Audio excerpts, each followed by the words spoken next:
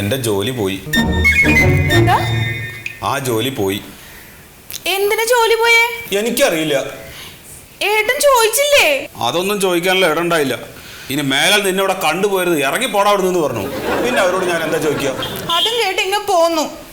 ഏട്ടൻ അവരോട് പറയായിരുന്നില്ലേ വേറെ ജോലി കിട്ടണവരെ അവിടെ നിർത്താൻ? അതൊന്നും അവരോട് പറയാൻ പറ്റില്ല.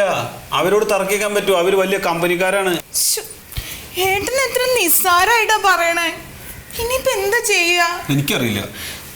ദേ വീടിന് വാടക കൊടുക്കണ്ടേ? കൊടുക്കണം. നമുക്ക് എന്തെങ്കിലും കഴിക്കണ്ടേ? കഴിക്കണം.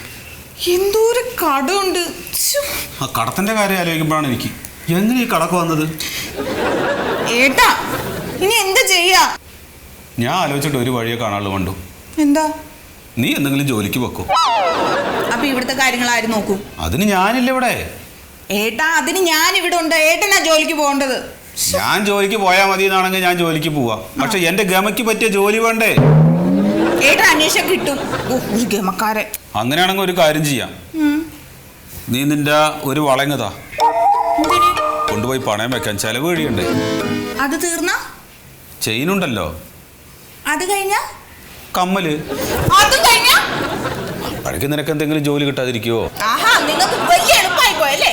എന്ത് ഈ സ്വർണം പണയം വെക്കല്? കല്യാണത്തിന് 20 പവന്റെ ആഭരണം എന്റെ വീട്ടുകാര് നിങ്ങൾക്ക് തന്നതാ. അത് മുഴുവൻ കൊണ്ട് പണയം വെച്ച് തൊലച്ചു. അതിന് ഞാൻ പ്രതീക്ഷിക്കണില്ല. എന്നിട്ട് ഈ ബാക്കി കിടക്കണ മാല നിങ്ങൾക്ക് വേണമെന്നല്ലേ? ഞാൻ തരൂല. നീ 20 പവന്റെ കേമത്തരൊന്നും പറയണ്ട.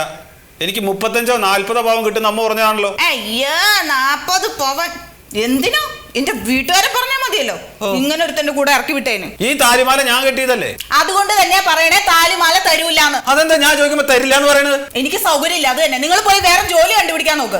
ഈശ്വര എന്താ ഇങ്ങനെ സംസാരിക്കണ നീ എന്നോട്? ഇനി മിണ്ടരുത്. ജോലി കിട്ടണവരെ എന്നോട് മിണ്ടണ്ട. അതാ നല്ലത്.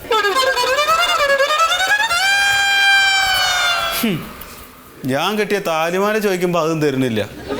ഞാനായതുകൊണ്ട് തിരക്കില്ല. വേറെ ആണുങ്ങളായി നോക്കണം. അടിയാണ് കിട്ടും. ഈശ്വര എത്ര ദിവസം ഒരാളോട് മിണ്ടാതിരിക്കുക? എനിക്ക് പറ്റില്ല. ഇനി ആയില്യം നക്ഷത്രക്കാർക്ക് ഇത് ശുഭവേളയാണ്. ശകുനങ്ങളെല്ലാം നല്ലത്. ഒരു ഏടാകൂടത്തിനും പോയില്ലെങ്കിൽ തടി കേടാവാതെ വീട്ടിലിരിക്കാം. 10ാം ഭാവാധിപൻ 7-ൽ നിൽക്കുന്നത് കൊണ്ട് എതിരെ നിൽക്കുന്ന ശത്രുക്കളെല്ലാം പരാജയപ്പെടും. ലഗ്നാധിപൻ 9-ൽ നിൽക്കുന്നത് കൊണ്ട് ധനധാന്യ സൗഭാഗ്യം എന്ന് വെച്ചാൽ സാമ്പത്തിക നേട്ടത്തിന് സാധ്യത. ആയില്യം നക്ഷത്രക്കാർക്ക് ശുഭവേള.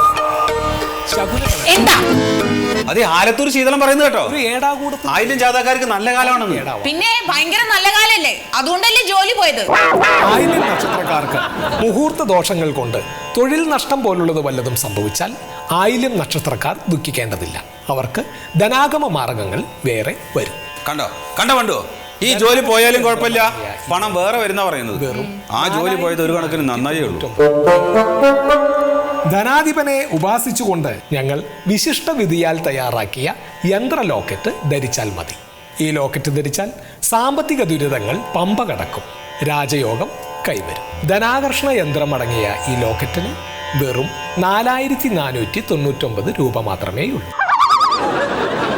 ഗോൾഡ് പ്ലേറ്റ് ചെയ്ത ചെയിന് 3499 രൂപ. ഇന്ന് തന്നെ ഓർഡർ ചെയ്യൂ. സ്റ്റോക്ക് വളരെ പരിമിതമാണ്. യന്ത്രം കൊറിയറായി വീട്ടിലെത്തുമ്പോൾ മാത്രം പണം നൽകിയാൽ മതി. ആവശ്യക്കാർ ഇന്ന് തന്നെ താഴെ കാണുന്ന ഫോൺ നമ്പറിൽ ബന്ധപ്പെടുക.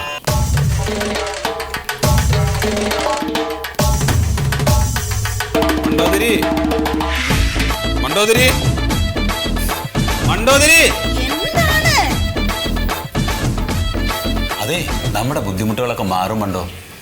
നമ്മള് ഈ വാടക വീട്ടിൽ നിന്നൊക്കെ മാറിയിട്ട് വലിയ വീട് വെക്കും. വലിയ വീട് വെച്ചില്ലെങ്കിലും കടക്കാർ ശല്യപ്പെടുത്താതിരുന്നാ മതിയായിരുന്നു. നമുക്ക് ആ യന്ത്രം വാങ്ങിക്കാം. ഞാനത് വാങ്ങും. ഈ മാലങ്ങ് ഉരുത്ത. എന്താ ഈ മാലങ്ങ് ഉരുത്ത മണ്ടോ? ഉണ്ടാതിരുന്നോണം. മണ്ടോ മറിമായം.